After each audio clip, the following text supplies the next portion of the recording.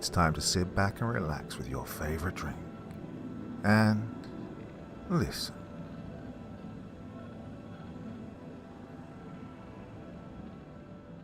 Prosperous suburbia was one of the end states of history. Once achieved, only plague, flood, or nuclear war could threaten its grip. The words of J.G. Ballard from Millennium People. The suburbs. Over the past few weeks, I've received a series of messages from an email I don't recognize. They read like diary entries, and while it could easily be a prank or just plain old spam, the contents of these emails are unsettling enough that I have to share them. I'll transcribe the first few ones here. You guys can tell me what you think. August 13th, 2020. Hey, it's L. I've decided to move my journal entries here. I know my parents read my diaries, so it's better to keep them here. Well, this small device is called a cell phone. I wonder what the words mean. I know what a cell is, kind of, but what's a phone?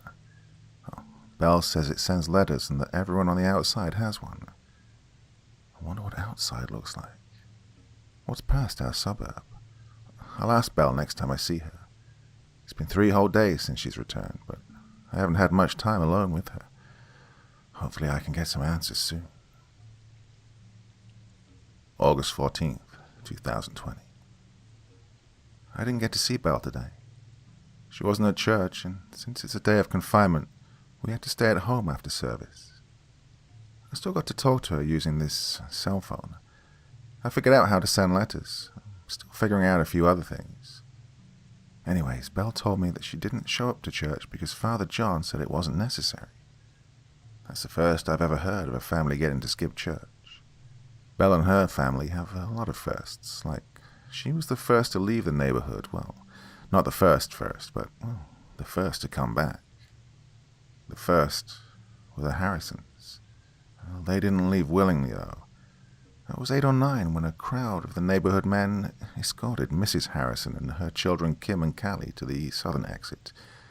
Yes, that one on Nightshade Lane. She and her kids just stood a few feet away from the exit, looking back at the crowd, asking with her eyes if she really had to leave. When the mob grew impatient, they started pushing them towards the street beyond Nightshade Lane. And that's when the Harrisons started crying. Mrs. Harrison in particular, begging to stay in between sobs. That's when the crowd started dragging the Harrisons, Dad amongst them, face full of rage. I pressed myself into Mom's dress, not wanting to see. I heard the sound of the Harrisons' cries getting fainter and fainter as they went further from the neighborhood. I think they were dragged away by force, but by who, I still don't know, because when I finally looked, everyone was still there. Well, everyone but the Harrisons. Mr. Harrison had hung himself the day before, so he was buried with the rest of the dead in the woods behind the church. In the following days, I heard the adults talking to each other in hushed voices, saying they shouldn't have made Father John angry. If only they hadn't disobeyed him, then they could have stayed. To this day, the Harrisons haven't come back, and I still don't know what they did to make Father John and the adults so angry. Now, the event only brings into question how Belle and her family got permission to leave and return. I was terrified of reliving what happened to the Harrisons, but, well, Belle assured me that it was only temporary, a vacation. Belle was gone for a month. 4 weeks straight of worry before the news of her return eased my fears.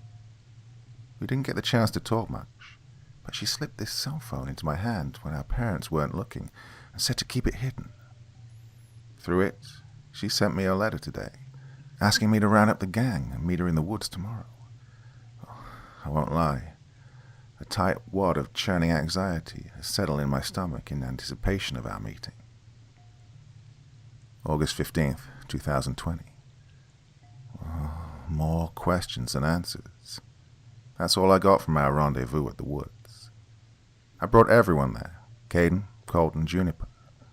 Belle wasn't at the tree line where I expected, so we went deeper into the forest towards the western exit. Belle liked the exit because it was mysterious, and the smell of burning cedar wafted in from the other side. The woods also gave us good cover, so it was the closest we'd ever gotten to one of the 4 exits. You can see large trees and the roofs of distant houses beyond. Mulberry Street's the name of the road that takes you to the western exits, but people avoid it since there's not much around. We found Belle leaning against the westernmost section of the border wall, the western exit about a few yards away. The worn and weathered moss-covered brick spoke of how old the wall was. "We shouldn't be this close to an exit," Juniper whined. The whole group ignored her and instead was focused on asking Belle all sorts of questions. "What was it like out there?" asked Caden. "Are there any people?" asked Colt. "Oh, there's so much out there that it's impossible to say everything. But there are these giant houses with dozens of floors, and things called cars that can take you anywhere really fast. Oh, and there are lots of people, thousands actually." "Where did you go?" I asked. "It was a town called Bakersfield.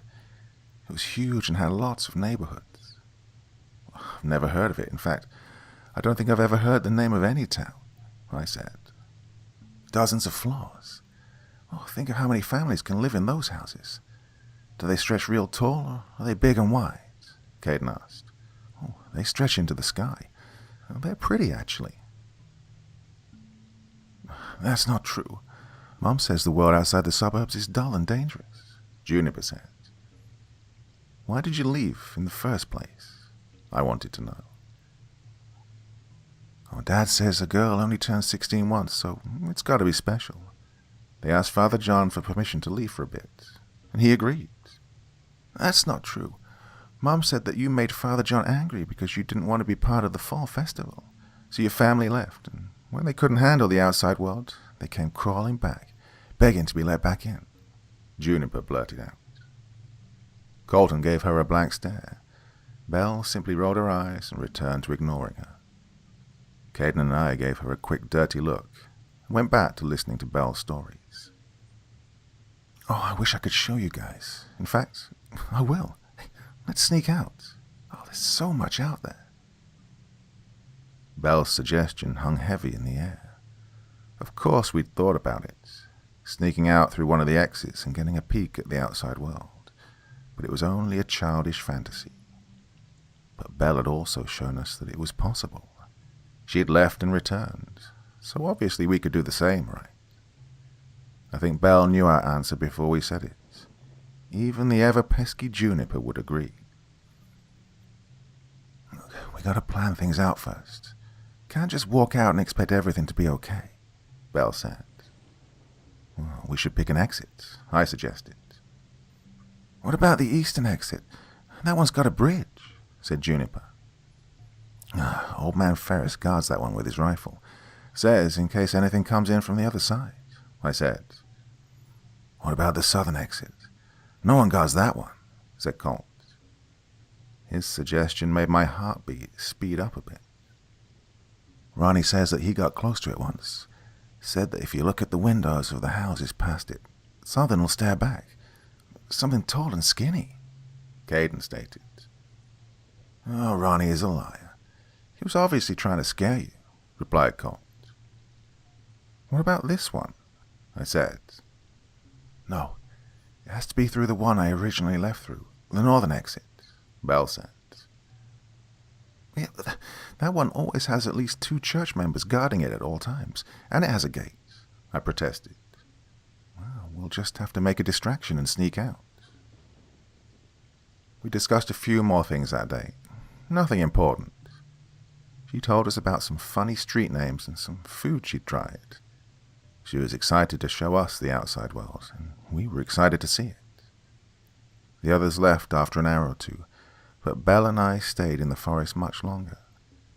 She showed me how to use my phone better. She told me to keep the battery fully charged so that I'd still be able to use it on days without electricity. Belle told me how much she appreciated me as a friend. And she told me of her crush on Colt and how she wanted to ask him out. I didn't tell her that I was crushing on him too. I knew I wouldn't stand a chance against her.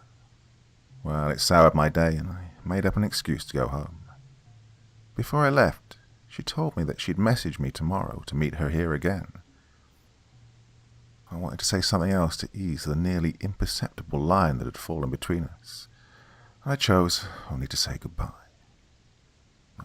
Am I an awful friend for feeling jealous? I mean, I'm sure most of our group had a crush on Colt. Juniper, too. He was tall and handsome, stoic and mysterious.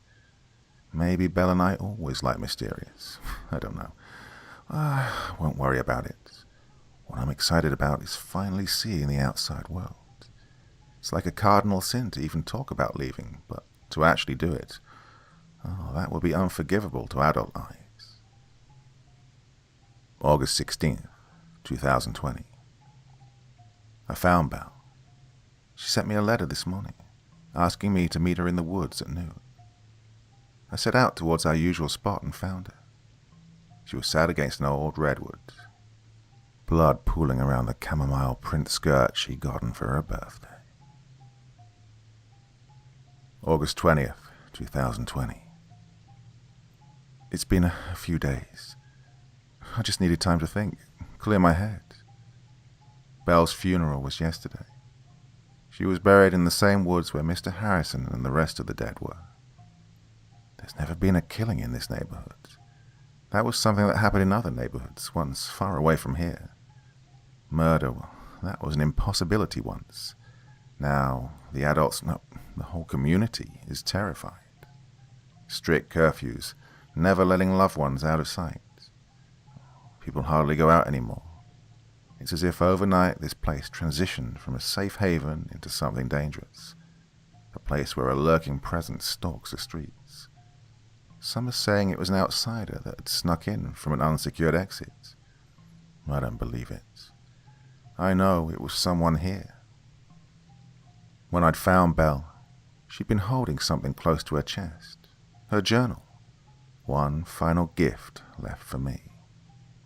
On the first page, hastily scrawled, was a single sentence, one that left little room for interpretation.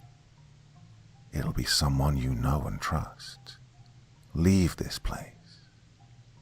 Well, the rest of her journal was an instruction manual on how to survive in the outside world.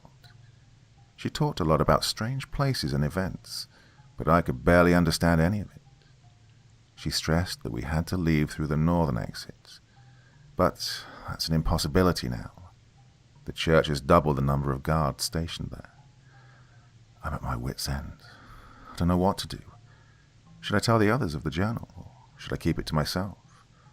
All I know is that I can't stay here, not with Belle's killer on the loose. August 21st, 2020. Another day of confinement. They're starting to become more frequent. You'd think they'd figure a way to keep the lights on after years of this, but well, maybe that's the point. I've been reading Belle's journal, and I've seen many accusations and implications that have left me deeply unsettled. Belle says that the design of our neighborhood is wrong. She says that most suburbs aren't built and contained in a giant circular brick wall. Instead, they're open grids with more than just 4 entrances. If this is true, if anything she says is true, well, I'll leave, tell the others, and run. Belle has many plans outlined in her journal for that very outcome, but there's still an inkling of doubt. Within me exists a desire to believe that these walls shield us from the dangers of the outside world. Then I remember that Belle was killed and left at the base of a cedar tree, her killer still roaming amongst us, hiding in plain sight. The scariest thought, the one that fuels my restless nights, is the possibility that there's some truth within these entries. Part 2. Who killed Belle Mulholland? August 22nd, 2020. Elle again. Things have only deteriorated since yesterday.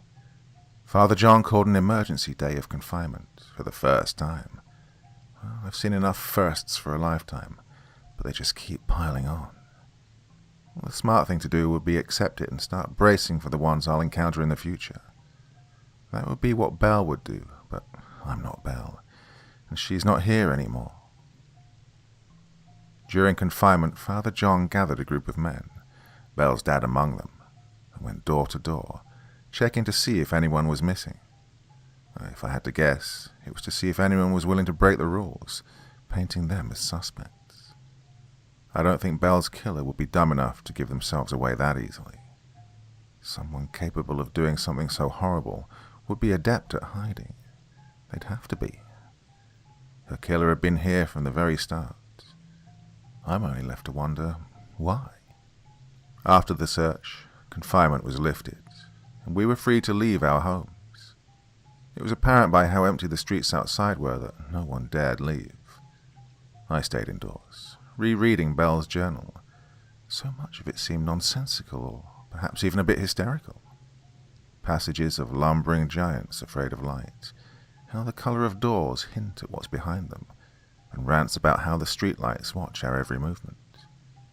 It was like peeling back a layer of her brain and looking into some dark corner that I had no idea it existed. I wonder how long she kept it to herself, or if her mind was poisoned by a trip to the outside. Most terrifying is the fact that, more often than not, I catch myself humouring her, choosing to see that twisted section of the brain as the part that holds truths. August 25th, 2020. Entry 1. Over the past few days, I've been sneaking snippets of information to the others, Caden and Colt mainly, but I've chosen to keep the finicky Juniper in the dark. I want to at least go over the things that Belle has written down. Most urgently, who killed her? The adults are planning to have a meeting on our street. Getting all four of us alone in my room shouldn't arouse suspicion, but it'll be much more challenging to communicate afterward. The parents have a steel grip on their children as of late. Can't say I blame them either. If only the others had cell phones so I could send all this information over a letter. I've got to go now, but on a final note, I think I'm going to avoid the streetlights as much as possible. Entry 2. The meeting with Caden, Colt, and Juniper went far smoother than I'd anticipated. The adults had worked themselves into some kind of commotion that lasted quite a while. No one questioned our absence. Silence fell between us when I broke the news of the killer likely being a well-known resident. Even Juniper was left speechless. So, what then? Colt broke the silence. I don't know what to believe. What do you mean? Do you think she'd lie about Belle? Juniper, you know that Elle was her closest friend, said Colt. I have her diary. I found it on her when I found her. We spent the next few minutes looking through her entries, Juniper growing more reserved with each entry. What could any of this mean? You know what she's implying, right? Asked Colt. Do you think that maybe her trip made her a bit nutty? Asked Caden. I've considered it, but I'm not sure. As long as the possibility exists that a single entry is true, I think we owe it to her to see it through to the end. I think there's truth in it, said Juniper. What do you mean?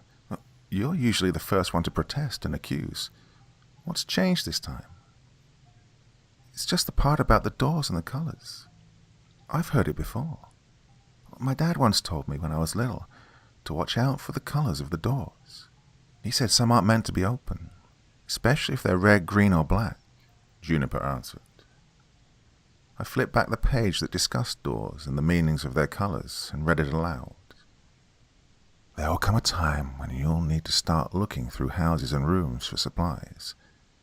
It's important that when that time arrives that you carefully examine the color of the door. The color of the door can be a warning, an indicator of what lies beyond its threshold. Okay, here's a list of colors and their possible meanings. An unsullied white door means it's probably inhabited, though not usually dangerous. I would say stay away from them. If the color is brown or a faded white, then it's entirely safe. Green means hunger. Whatever lies beyond it hungers in one way or another. Stay away if you don't want to feed it. Gray means life. Now, this could be a curse or a blessing, so I'd recommend playing it safe and avoid this one. Black means death. Never good, so you should never open them. Blue means an exit. No, it's never to the same place. I'd recommend these only be used in emergencies. Red. Bright red is the worst door you could ever hope to encounter. If you even so much as see a red door, run. Sometimes something can come through it. Why would Belle write something like this? Asked Caden. Juniper was pale and had wide eyes. She gulped before she spoke her next words. Did you guys notice the colors of the doors here? All of the doors? Yeah. They're all brown except for the church doors, Colt said. Now I was the one pale and bug-eyed. I croaked out the rest in a hushed wheeze, as if speaking it too brashly would magnify its weight. The church doors are bright red. August 26th, 2020. I don't think anyone left unconvinced yesterday. If Juniper was vouching for her, then it solidified that Belle was onto something. The precarious situation I'd found myself entangled in called for some measure to ensure my safety. Oh, I shuddered, thinking about going the way the Harrisons did. Oh, I want to prevent something like that from ever reoccurring. I keep my cell phone and charger on me at all times, and I've strapped Belle's journal to my hip. I've set plans to scout out the 4 exits, just in case we ever need to leave at a moment's notice, that we have the right one chosen. I've come up with a way of communicating with others without bringing too much attention to ourselves. Colt and Caden are across the street from Juniper, and I can see Colt's bedroom window from her backyard a street over.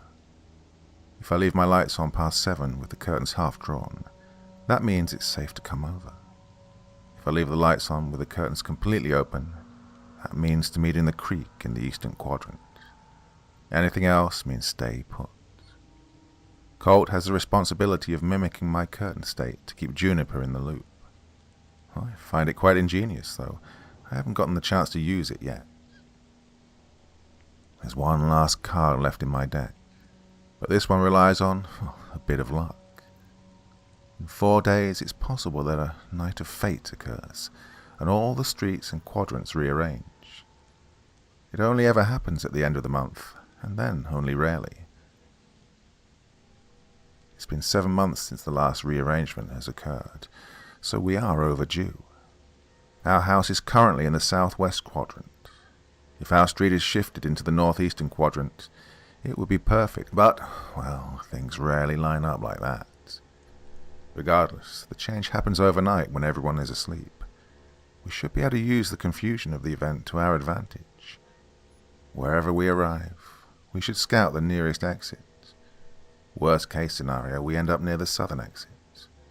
Whatever happens, I'm content biding my time until the opportunity presents itself. September 1st, 2020. It happened overnight. The street shifted around and settled in new locations. Colt and Juniper ended up on the same street as mine, and Caden ended up a street over. Unfortunately, the worst has come to pass. My house now resides on Nightshade Lane. The southern exit is right down the street. I can see past its boundary, beyond the wall into the adjacent neighborhood. Like the other neighborhoods visible from ours, they were uninhabited. But there was something wrong. These houses look far more barren and dilapidated. The yards are overgrown and the trees have gnarled and twisted into nearly unrecognizable forms. Colt, Juniper, and I were able to get close to the exit, enough to see into the nearest outside house. There were no curtains, so I could see that all its rooms were empty, not even furniture. A shiver went up my spine. This is where Ronnie claims he saw something staring back. I wonder if there is something that watches us in our sleep. Sentinels prowling around at night, making sure that nothing gets in, or that no one gets out. We left with the knowledge that the southern exit was more than just a point of entry. It felt like a deterrent, or a punishment. But for what? September 2nd, 2020. I saw them last night. through my window. Tall, lanky figures staring in from the other side of the boundary. The details were lost to me in the darkness, but I could see the glow of their eyes, like nocturnal predators. I think they saw me, or somehow knew that I was watching, because they paused and focused their gaze on my bedroom window. After a few moments, they dispersed, ducking into darkness and into the abandoned houses. I could see that even while moving away, their eyes were trained on me the whole time, as if moving backwards. I tried imagining the forms they had to take for such a feat, and conjured images of tall egret-neck things. Something with limbs contorted in ways that made my stomach ache. And then I thought, what if there's a central core, something like an amorphous blob with tendrils that reached out, tendrils with eyes that could see in the dimmest of nights? Bell had sketched things like those, but there was a lack of context that accompanied the sketches, as if done too quickly, too fast to write down what they meant. I'm beginning to have second thoughts about digging deeper into what's hiding in these suburbs. But I don't want Belle's death to be in vain. She knew something was going on here, something vile and corrupt. I think she was targeted because of what she knew, which means that now I've marked myself and all the others to suffer the same fate. It's this fear that keeps me pushing towards some answer or solution. Until then, I'll continue writing to you, Belle. Well, I know that you won't ever read these, but I'd like to have this one escape. Until next time, L. Part 3. Exits and Sentinels. It's been a few days. Making sense of these last few entries has been, well, difficult. I waited a few days in hopes of receiving more emails to make sense of what's going on. I did, but unfortunately nothing is cleared up. Instead, more questions have been created, and the implications are chilling. I'll split the last batch of entries into 2, to give me time to process before I transcribe the last half. If anyone has any theories about what the hell is going on, I ask you to let me know. As of now, I choose to think these emails as nothing more than fiction. Well, for the sake of my mental health, however, as Elle has said many times before, the fear of this holding any truth keeps me awake at night. September 2nd, 2020. I wasn't the only one that noticed the tall beings peeking in from the other side. Colt and Caden had seen them too, and Juniper claimed that her parents told her to keep her curtains drawn in the night whenever they resided in the southern end of the neighborhood. Now, my house had shifted towards the southern quadrants before, but never close to the south exit. I wonder if the long-term residents here knew about them and why they chose to keep it to themselves. I know that Juniper's parents are heavily involved with the church. Maybe they know more than the rest of the residents here. All I know is that there have been a startling amount of parallels between Belle's journal entries and occurrences that can't be a coincidence. Whatever the case, we've already made up our minds. We'll try to escape this place by the end of the week. Now, the south exit is out of the question. Something malicious stalks the other end, waiting for anyone that dares to get close enough. The north has also been eliminated, though Belle stresses it as the only viable option. The amount of guards stationed there makes it impossible to get near it unnoticed. That leaves only the west and east exits. Well, we've made plans to sneak out tonight, scout both ends out. I'll update you tomorrow if I get the chance. September 3rd, 2020. Last night was terrifying. I feel like a noose is tightening around our necks. I remember learning about the fate that awaited blasphemers in the days of old.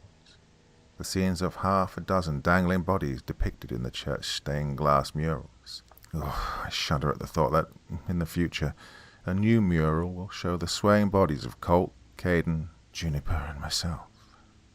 We left at midnight, as light-footed as possible. We jogged down the street towards the east, avoiding the eerie orange glow of the few streetlights around. The night draped a new veneer over the suburbs. Everything seemed much more sinister under the moonlight. Strange shadows warped, twisted and snaked along our path as we moved from street to street. When we finally arrived at the eastern exit, crouched and hidden by the small bridge stretched across an even smaller creek, we saw Old Man Ferris asleep, rifle in hand, on a rocking chair. The suburbs beyond the threshold of the eastern exit were lit under dim streetlights and occasional porch lights. Now, it's worth noting that this was the first time I'd seen outside housing having any lights or even signs of being inhabited. Not wanting to wake Old Man Ferris, we made our way to the other side of the suburbs, towards the western exit. The southeastern quadrant had always been unnerving, its tall redwoods acting like natural walls. As the streets wound deeper into the other end, they formed an impenetrable tree labyrinth. The thick tree canopy always cast it under shadows, and on this night only small beams of filtered moonlight illuminated our path. We were trying to avoid the streetlights, so we walked in forested areas between each street. The sharp, unnatural angles of the houses surrounding us on both sides were like monoliths that we had to avoid at all costs. As we passed the church across the street, on the edge of the northwest quadrant, I saw Caden and Juniper visibly shudder at the sight of its bright red double doors. Colt made an unwelcome comment about how he thought he'd seen its doorknob jiggle. We could have gone behind the church, through the woods, but, well, I refused to go near that place, ever since Belle's murder. When we finally hit the edge of the wall, we followed its curve until we stood in front of the exit, and knew that the choice of which one to use was cemented here. Closer than ever before, we looked at the world beyond it. Well, there was no one around to stop us leaving right then and there, but the air here was thick with something malevolent. "Can you smell that?" asked Caden. "Oh, it's stronger at night. The smell of burning wood," I said. "Oh, the doors are white. The ones I can see anyways." "Juniper, do you believe that there's something living behind them?" asked Colt. "I can see a few chimneys. What if that's where the scent's coming from?" said Caden. I stayed quiet, knowing that the implication was that we decided that under no circumstances would we use this exit. East it would have to be, but there was still one obstacle: Old Man Ferris. The trek home was done in a different kind of silence, something both somber and charged with excitement. By the end of this week we would finally be free of this place. I was so excited I didn't even bother to freak out about the towering sentinels peering over the wall and into Nightshade Lane. September 3rd, 2020. Father John is on to us. I know it. He drops strange hints and thinly veiled threats about the fate that awaits those who dare betray the community. He went on a sermon about the origins of our little community, about how much the elders had sacrificed to find this little slice of paradise. He claimed that to be free of the world around us was nothing less than a blessing. Oh, if only the youth knew of the degeneracy we'd escaped, the deals we made, maybe they wouldn't work so hard to undermine us. It upset some of the parishioners that the first service since Belle's death would take such an aggressive tone. I tried my best to ignore it, knowing that soon I would be free of this place. I could tell by how Juniper wrung her hands that she was having second thoughts. I'll have to talk to her soon. Till next time, L. September 4th, 2020. Today, it happened. I don't know if it was the worst day of my life or the best. I awoke to Father John in our living room, talking to my parents. I was called over when they noticed me, and Father John proceeded to ask me a series of incredibly vague questions. "What have you been up to these past few days, El?" "Just trying to cope." "Oh, have you been contacted by anyone you would consider dubious or untrustworthy?" "No, Father. Everyone here is upstanding. Otherwise they wouldn't be here." "So you have been listening to your lessons, but not close enough. The elders are the only ones that you can trust, El. They are truly incorruptible. The rest here are vulnerable to outside persuasions. The residents are to strive then to be as upstanding as possible, lest they risk being expelled. Why did you let Belle and her family leave? Oh, the Mulhollands had committed the sin of coveting to the outside world. I let them see what waits beyond these walls. When they saw the truth, they came crawling back, begging. Being a man of forgiveness and unquantifiable love, I accepted them. What's out there, Father John? Oh, nothing of value to you, child. Now, run along. I beg you not to make the same mistakes as Belle. The mention of Belle, the use of her name to threaten me, it sent a white, hot fury through me. There was something even more threatening in how he'd said nothing, like he was completely truthful. I left, not wanting to hear any more of the discussions between Father John and my parents.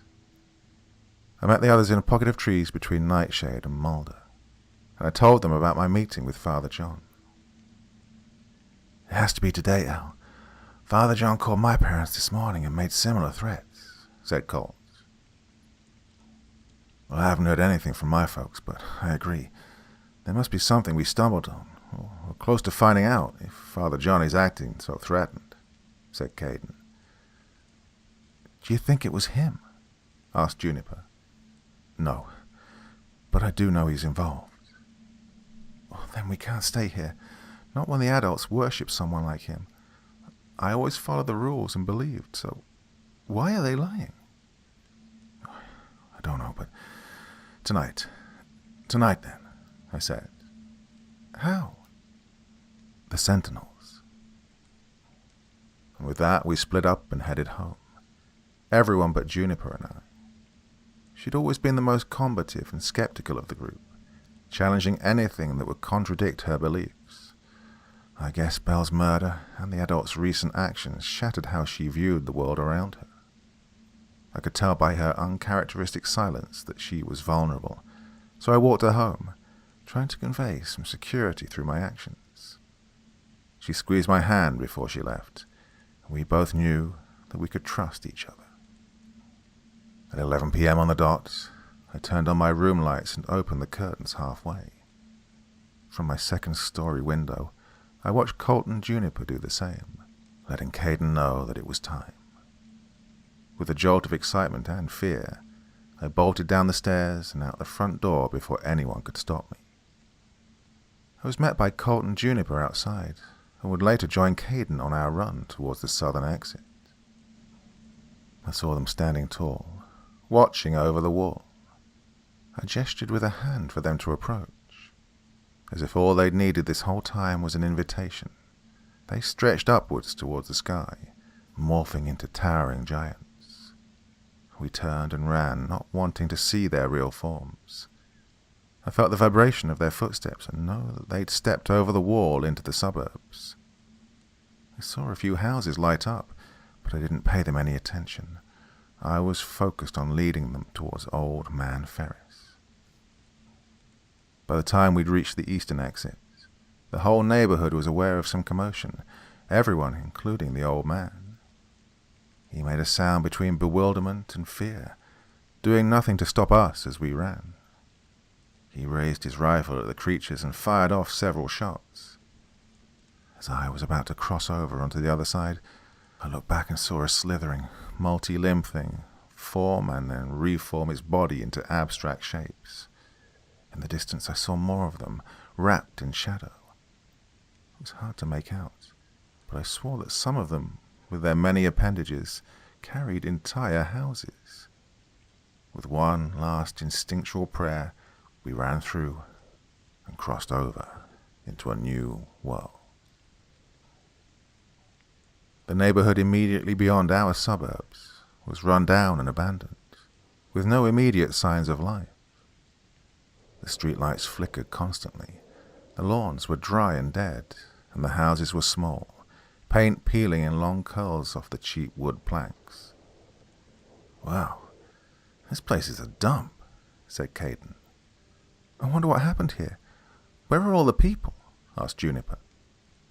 "We have to find a place to settle down for the night," said Colt.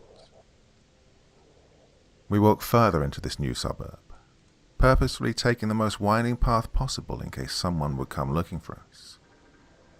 On the street named Kalingway, we found a sizable moss-covered brick house, the faded brown door signaling to us that it was safe to open. The inside was barren of furniture, like it was completely abandoned. Colt had taken the lead and collected branches of wood panels from houses, and dried grass to start a fire in the chimney. And so, by the warm glow of a fire, we found enough comfort to fall asleep on foreign floors. When I wonder what awaits us, I feel a mixture of fear and excitement. I want to see the dawn of a new day, but I fear where we'll end up. So until next time, L. Part 4. No End. I want to start by saying that this entire experience has been uncomfortable at best and harrowing at worst. I don't know what the purpose of these entries is. Is it a joke? An elaborate marketing scheme? Or, most distressingly, is it real? I want to warn you that this last collection of entries is baffling. I can only hope that if there's any truth to be found in this entire saga, it's in its fleeting moments of peace. September 5th, 2020. Our first day outside the suburbs we grew up in was strange, to say the least. We wandered around for hours before seeing any noticeable change. The houses transitioned from old and run down to strange concrete dwellings, stripped of any identifiers. They were all uniform, no way to distinguish one from the other. Most unsettling was that they all lacked doors. Belle hadn't mentioned anything about these strange structures. Now, as I recall, she said that if you walk far enough, you'll eventually reach a city or town. Now, I've read about them before, but never seen one in person.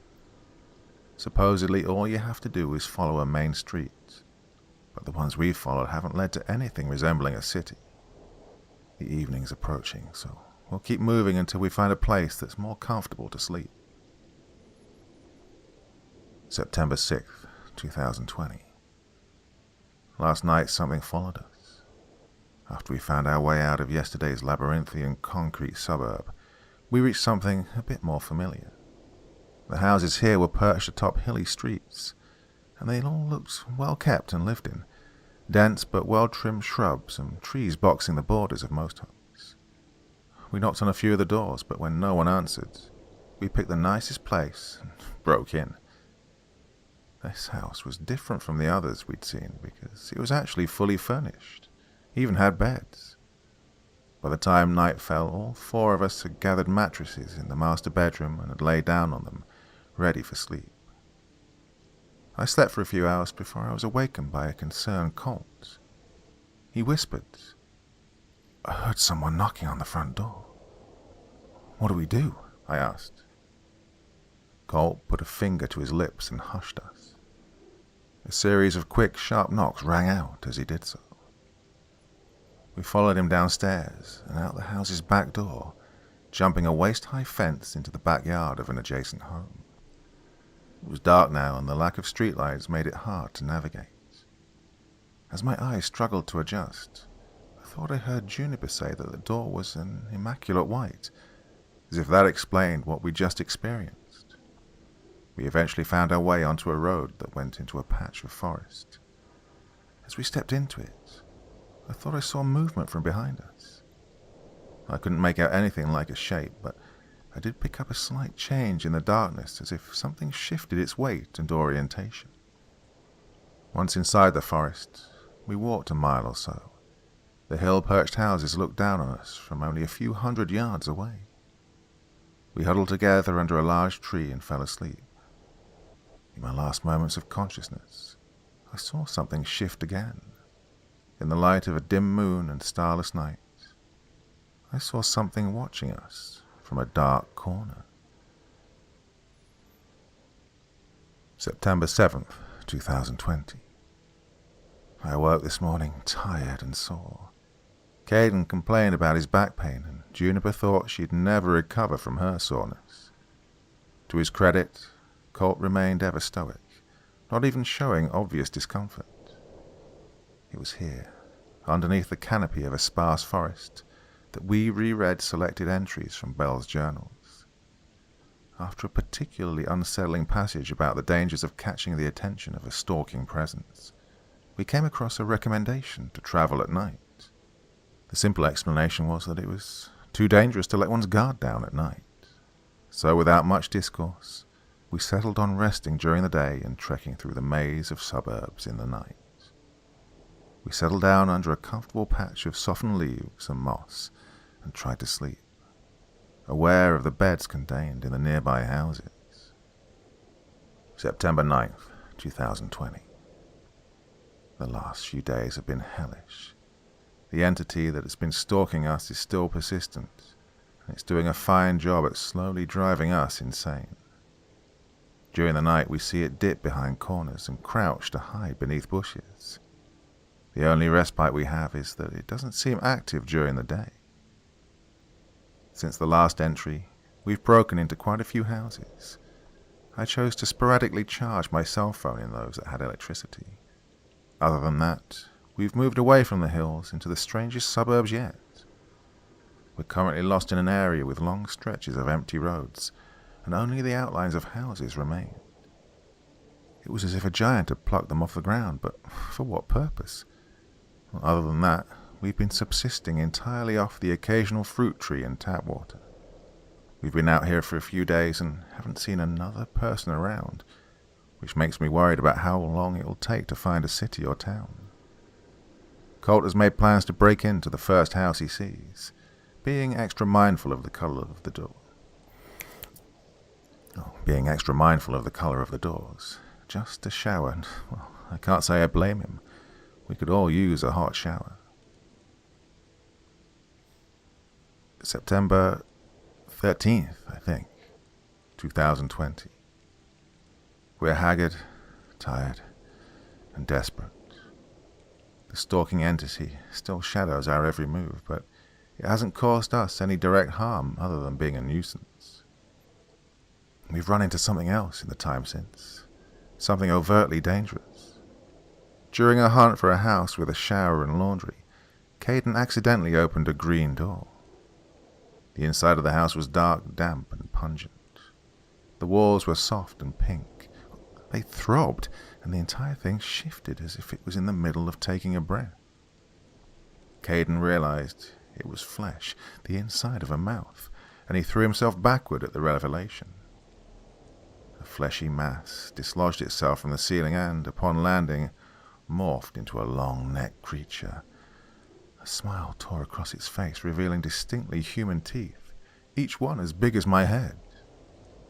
The thing made a lunge towards Caden, and both let out a shrill scream.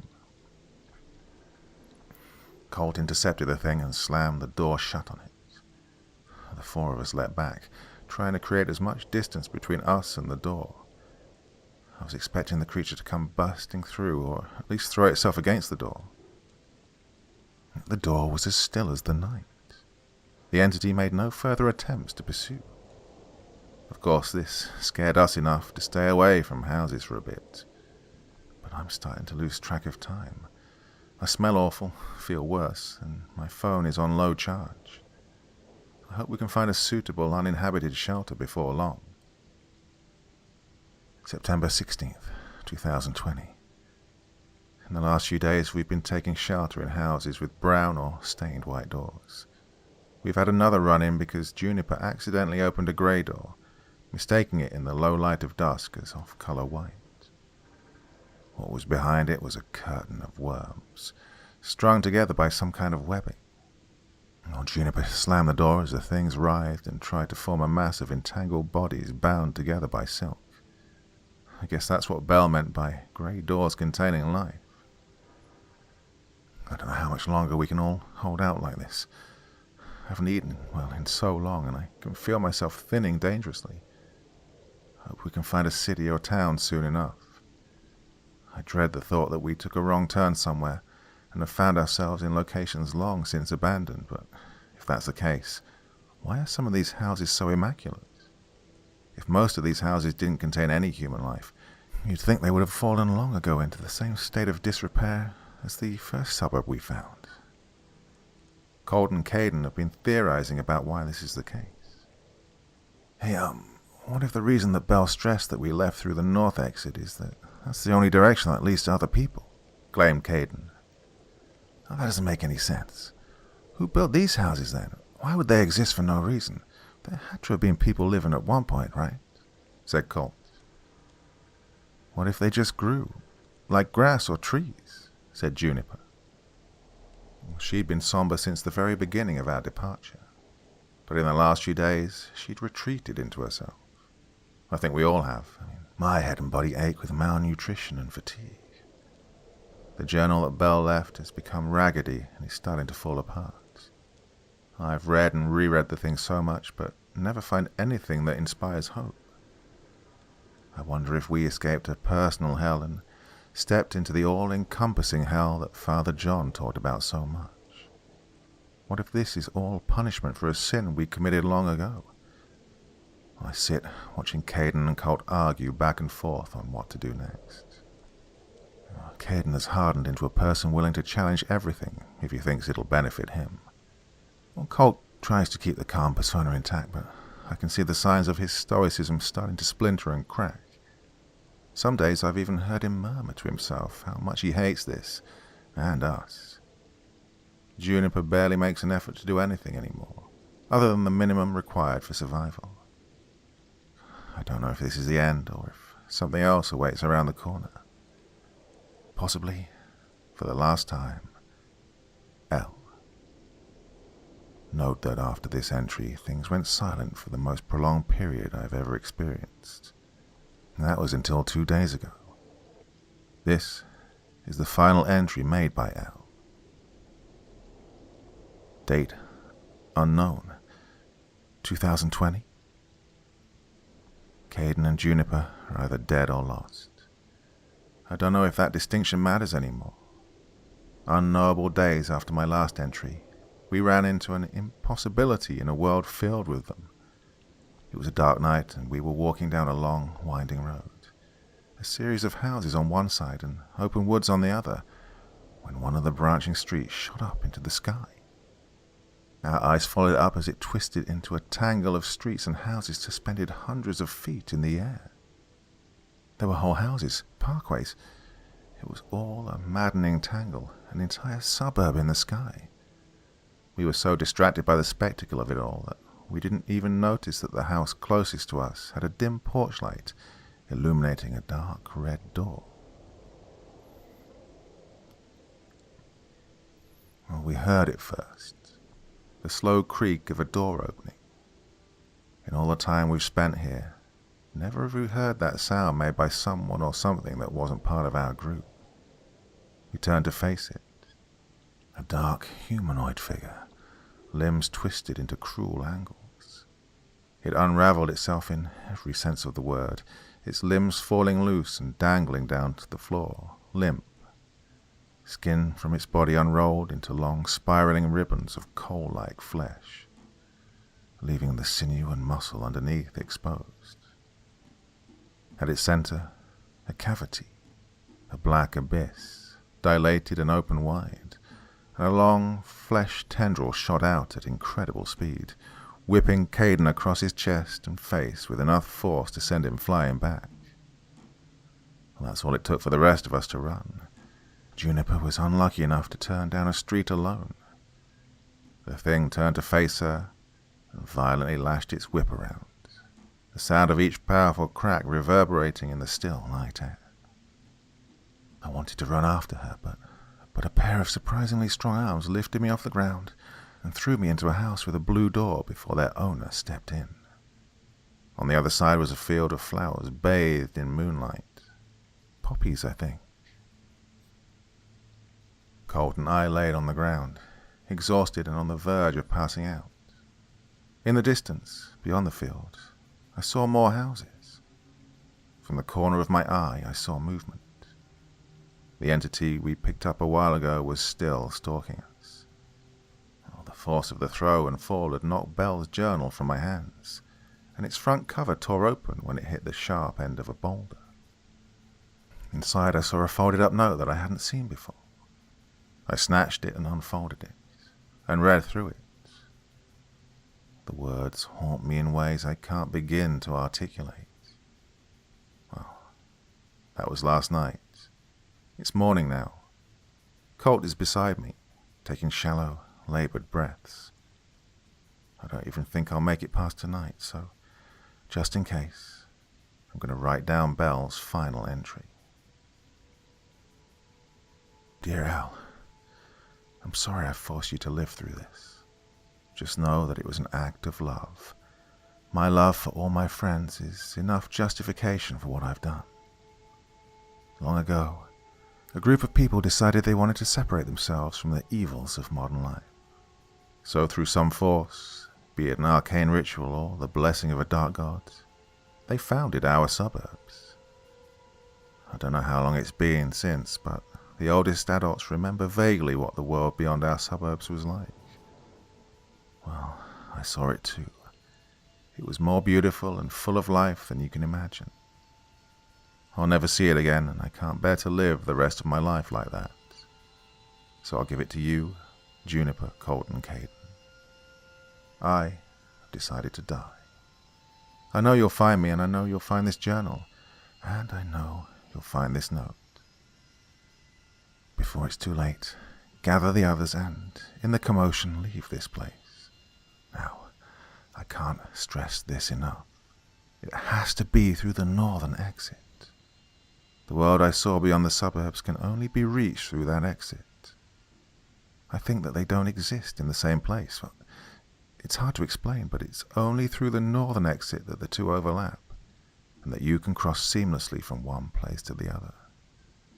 Well, I've heard rumor that the other exits don't lead into anything but an endless maze of suburbs. Please, get far away from this place.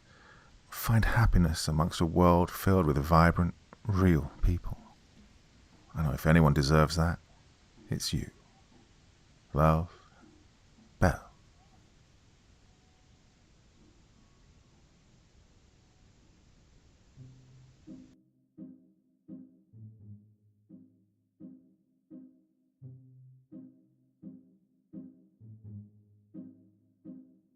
Well, that was a bit of a roller coaster ride, wasn't it? Lots of things going on in that story. Lots and lots of different ideas all vying for our attention. So, what did you think? Bit crazy, wasn't it? Should have gone from the north door. Well, they did warn them. Okay, so, that's enough for me for 1 week, is it? Do you want one at the weekend?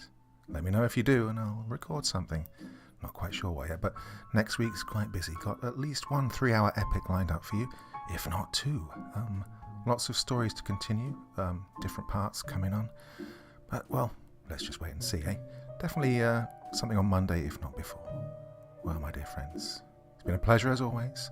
Until next time, very, very sweet dreams, and bye-bye.